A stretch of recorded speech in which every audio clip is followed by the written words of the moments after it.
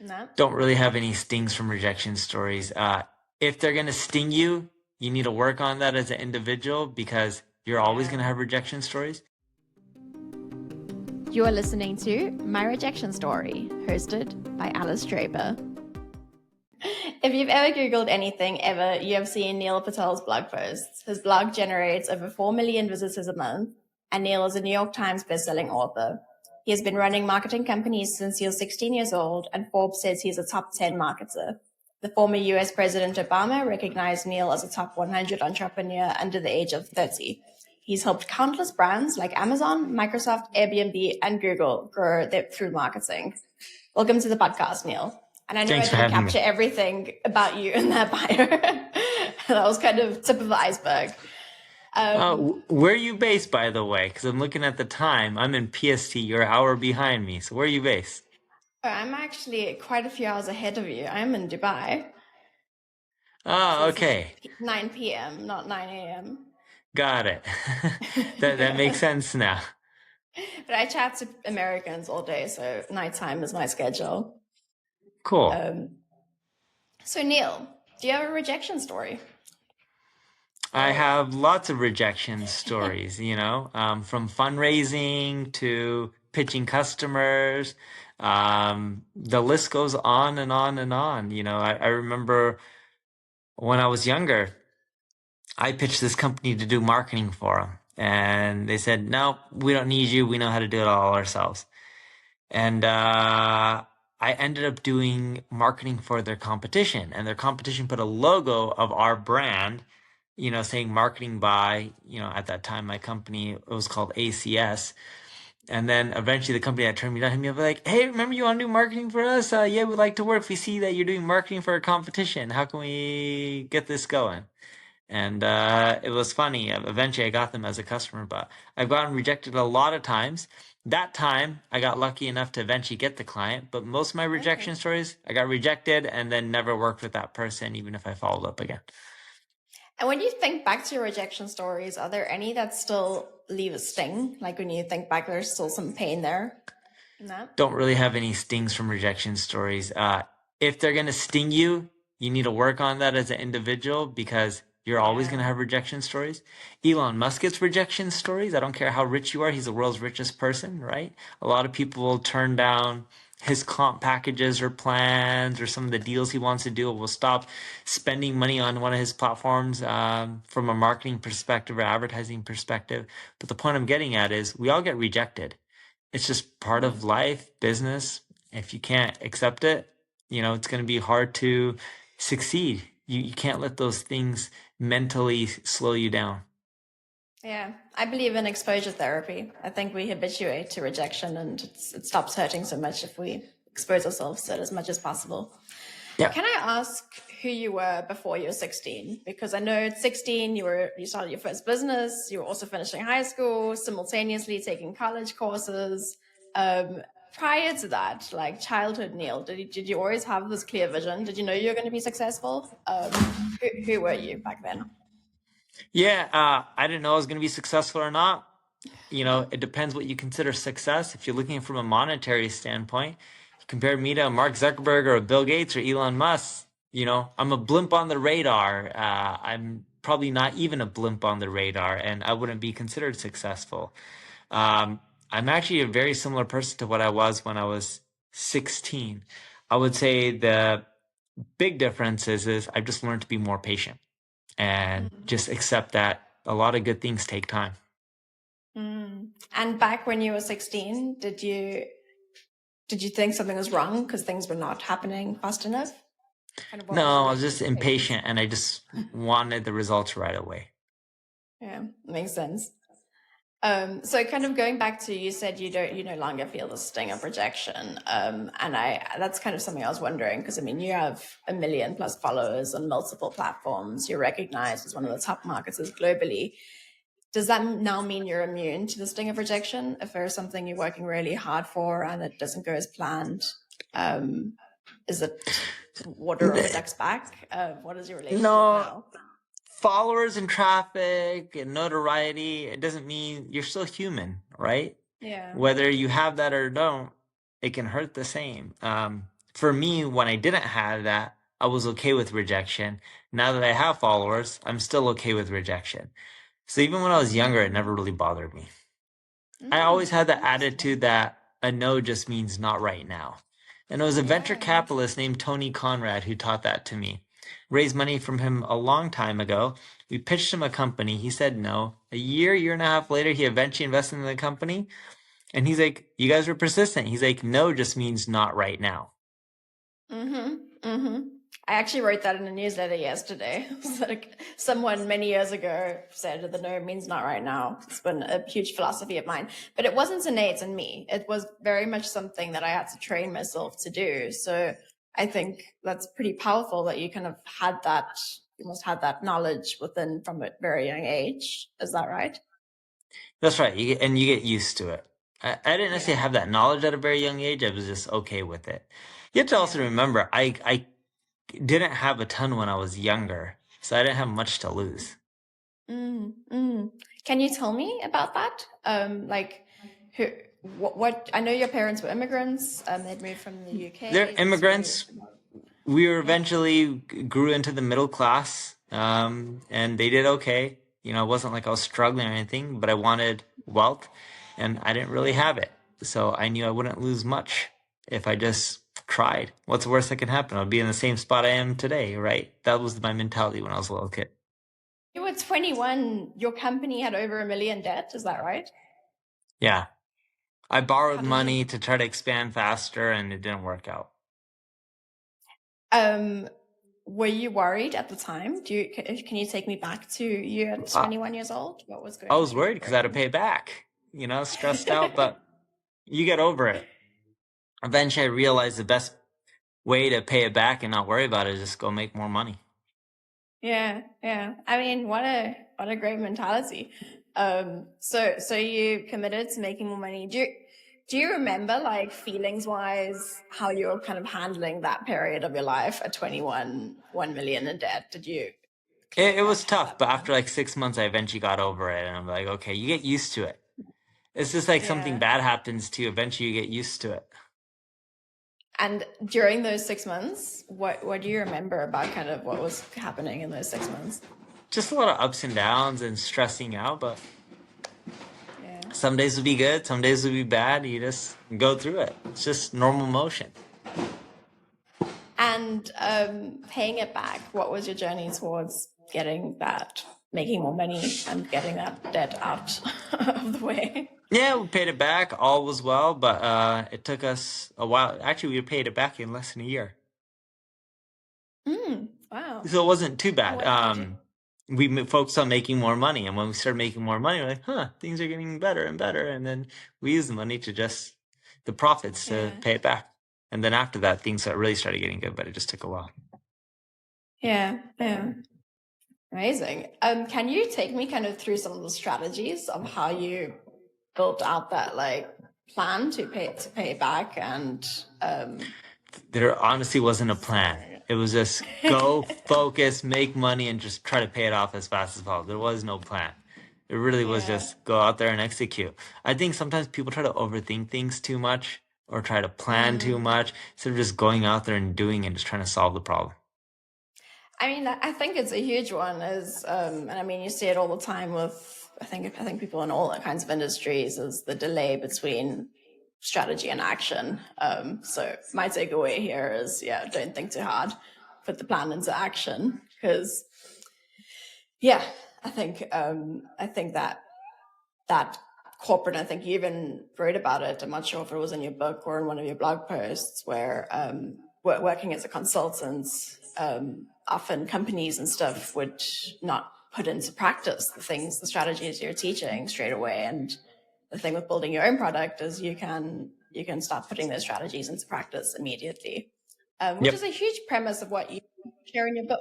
So for readers who've never picked up a copy of Hustle, could you tell them, or tell them a little bit about what is in the book and what they can expect? Sure. The book pretty much helps you understand basic principles in life that can help you succeed and get to where you want, such as creating your own luck.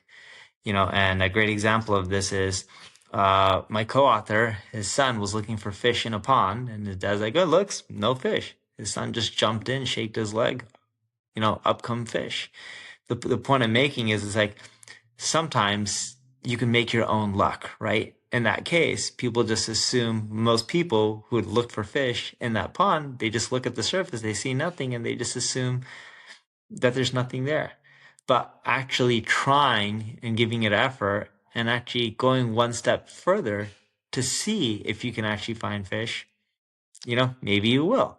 But if you just assume on the surface level that things are what they are, then you're not going to get that far in life. Yeah. I mean, it's kind of another way of framing, manifestation from a scientific lens, which is you really know that it's out there. You also write in the book, you and your co-authors, that doing the wrong thing is often the necessary step toward finding that right thing. Is that a statement you still agree with? Yes. And, when you think about doing the wrong things, it also goes in business too. If you do the wrong things or you make a lot of mistakes, eventually you learn from them and you'll figure out what to do in the future that'll get you down the right path. But people don't really look at it that way. Like if you look at Elon Musk with his rockets, his first attempt didn't go into space. His second one didn't either. I think it was the fourth one. But he learned from each and every single failure, right? And going down the wrong path in life or making a mistake can really help you figure out what you want to do. It's just like the same with people in their careers. Oh, I want to be this. I want to be that. Well, if you start trying a lot of these things out for a day and you don't like it, great. You're not going to end up doing it. Cross that off the list and go to the next one. Yeah, fail fast, essentially, right? Exactly. What has your journey been with that? What wrong things have you done that you realized were not right for you? Too many. Done too many businesses. Lack of focus, and I consider them two different things, because even when you're in your business, if you have a core product, core service, you could just focus on that and try to do too many offerings at the same time. Hiring the wrong people just because they were smart versus people who had experience within the space and a proven track record. Going into small markets. The riches are not in the niches. The riches are in big, broad markets. But those are just some of the big lessons I've learned over the years. I think the riches are not in the niches is opposite to the majority of the business advice we get right now. So can you tell me a little bit about that? Yeah, well, what entrepreneur do you know that's super rich in a niche? You don't. All the people in Forbes, wealth list made their money in big markets, not niches. So do you think that it's advice that's given so often because it's a good way of establishing yourself like from the get-go? So it's kind of an early startup advice. Yeah, well, niches are really good for solo entrepreneurs who are just trying to make a living and not necessarily create a good big business. There's nothing wrong with niches if you can expand them into much bigger markets later on, but a lot of people can't figure out how to do that. It's not as simple as, I'm going to start in a niche and then expand. It doesn't always work that simple. But you need to go after big, broad markets. Yeah. And they're great for lifestyle businesses, by the way.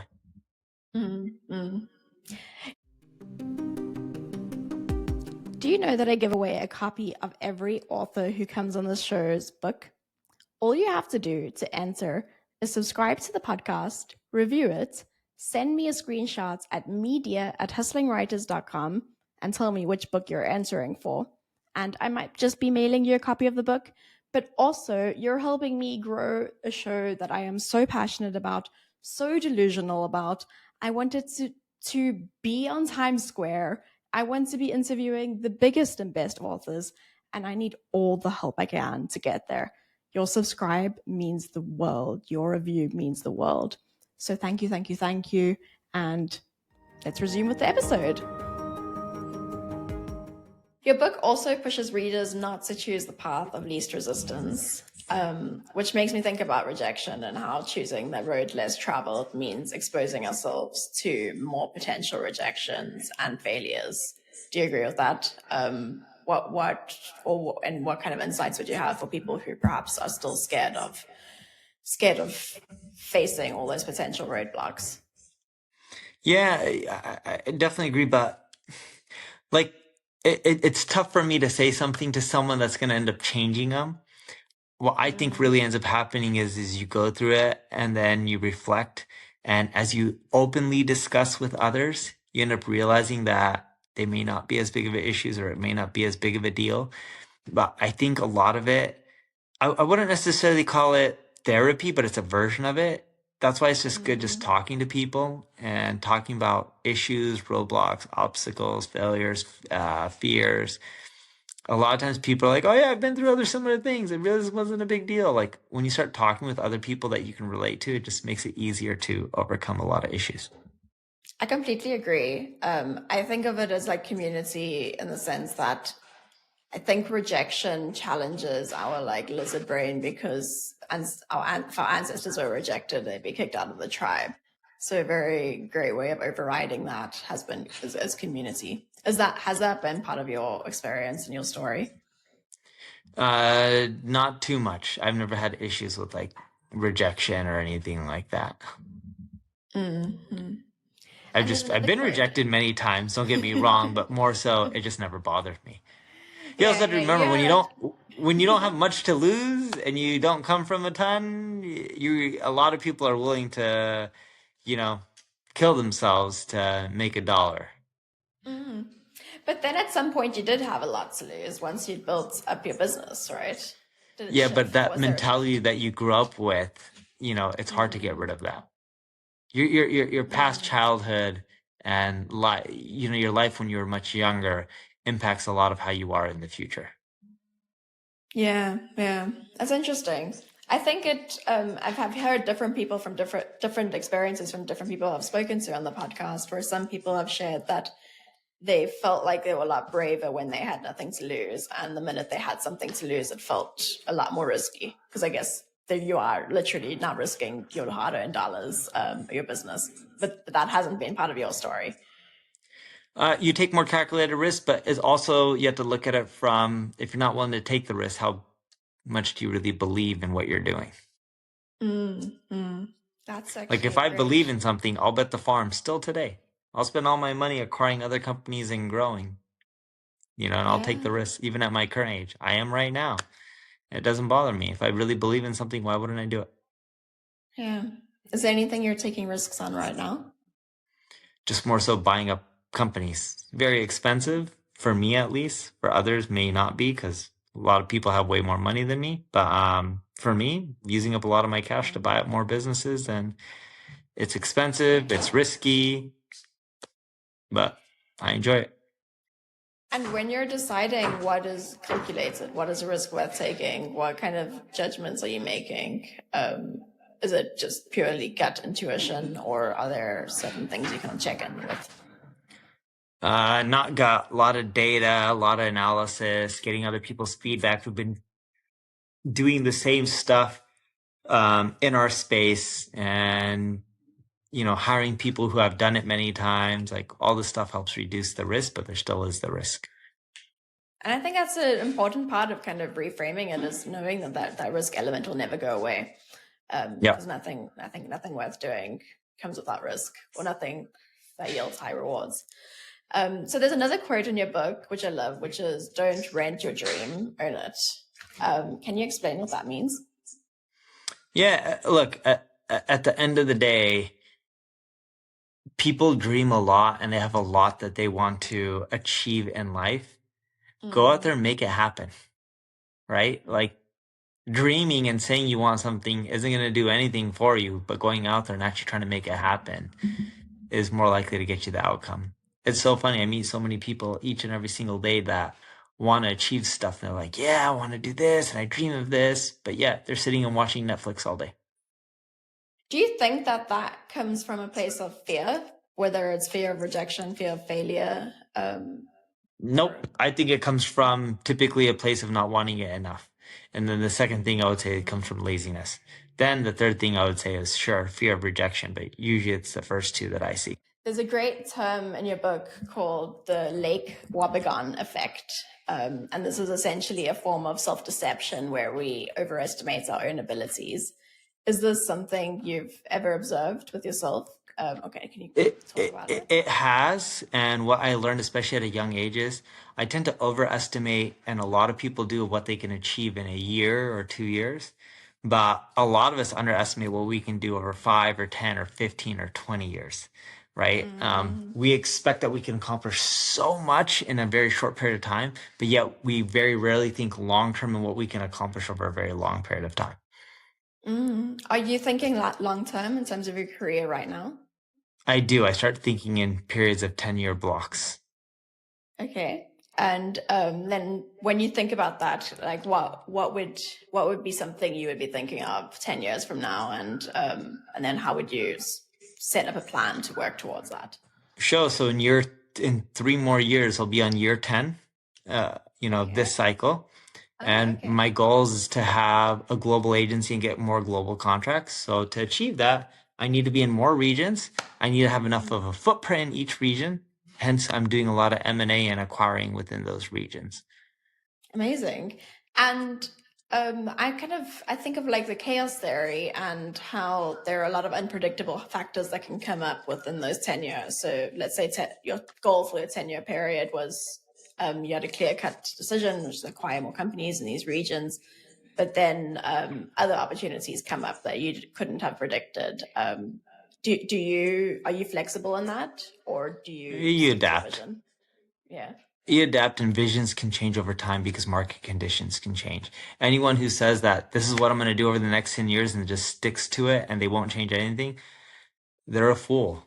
Technology changes. It's like me saying AI has come out a few years ago, and I have 5 more years left on my 10-year plan. I'm not going to adapt with what's happening with technology and all the changes out there. You Yeah. can't run life that way. So the 10-year plan is a guide, and then you're adapting to what's happening in the world. Yes. Amazing. Um, okay, something that I also was thinking about as I was reading your book prefaces with a story of someone in your audience. You're giving a keynote who openly disagrees with you, and she disagrees that hustle will get you out of circumstances, and then she storms out of the keynote before you've even had a chance to talk to her. Does this kind of feedback make you in any way kind of feel that does it get to you? Because something I think about is as you grow a platform, you're not going to only get good feedback. It's an inevitable part of having a big platform is that people will disagree with what you're saying. How do you navigate that? And what does it do to you when people disagree with what you're saying? People have a right to their own opinions. It doesn't matter if they're right or they're wrong and you're wrong or vice versa. You just have to look at it as don't let that kind of stuff bother you. I was on stage the other day and someone made fun of me that my shoes were over 10 years old. Didn't care. I don't care what they think my shoes cost or don't cost, from successful or not. And they weren't trying to be rude. They were trying to be funny. And I know the Yeah. person, and it did not bother me 1%. And I love them Yeah. to death. And it was actually kind of funny, being quite frank. But that kind of stuff doesn't bother me. People will have Yeah. disagreements. People will have their own beliefs. It is what it is. It's life. Accept it. Mm. People try to control too much and try to think that we live in a bubble and everything should be a certain way. That's not how the world works. Mm-hmm. So letting go of control, I mean, you've let go of control from a very young age. I feel like, was that something you had to teach yourself, or did you kind of, No, I was always like that. yeah, amazing. Um, okay. Well, I want to thank you Awesome. for being such a fantastic guest. I actually have one final question, which is that I have a rejection goal for this show, which is to get as many famous, successful, wonderful, inspirational authors to reject me. And obviously, some of them will accept me. So I was wondering if you have any suggestions of who I should be pitching next, and perhaps any pitching tips on how to get them to say yes to the show. I would pitch Ray Dalio. I think he's written some amazing books. I don't know him. I don't know how you would pitch him, but he's Get one that I would creative. reach out to. Awesome. Cool. And any pitching tips that come to mind? If you were pitching him, what would you say? I would not try to pitch him. I'll try to get a warm introduction with someone he knows. It's easier. Smart. Awesome. Thank you so much, Neil. You can order a copy of Hustle, The Power to Charge Your Life with Money, Change Your Life with Money, Meaning, and Momentum by Neil Patel and co-authored by Patrick Blaskovitz and Jonas Kopler. I'll also be giving away a copy to a listener who subscribes and reviews the podcast. Just email screenshots to media@hustlingwriters.com. The instructions and link to Neil's book are in the show notes. Thank you so much, Neil. Thank This was My Rejection Story, hosted by me, Alice Draper.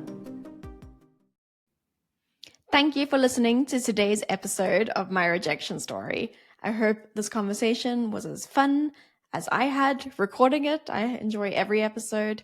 So just a reminder that you can win a copy of a book every single week. I do a giveaway of the author I interviewed. So if you love this conversation and you really want to grab your get your hands on a copy of the book, please enter the giveaway. All you have to do is subscribe and review the podcast and email me at media@hustlingwriters.com.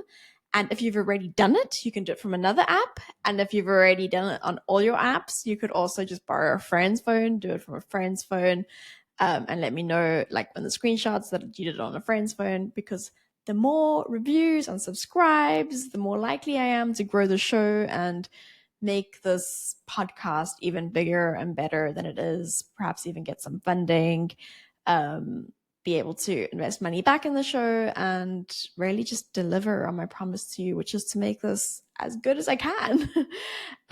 So I just want to say a huge thank you quickly to my team, Christina Child, Samantha Dubé, and Chechofacho Ndabane. This show would not be here if it wasn't for them and their tireless work and belief in this mission. And then a huge thank you to the distribution partners. So there are some amazing people out here trying to get the word out to their networks, and also people that I think you will find extremely helpful, because if you want to write a book and get a book out there, these are experts in book writing and book publishing. So a couple of writing coaches who are highly recommended in my field: Emily Tameo Maher, Lindy Feel, Tracy Stewart, and Javasia Harris Bowler are all highly recommended writing coaches.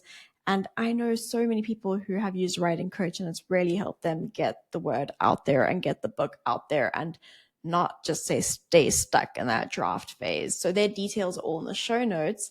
And then also Nick Courtwright is the CEO of a hybrid publishing house, which is an interesting way of publishing a book, and it's highly recommended.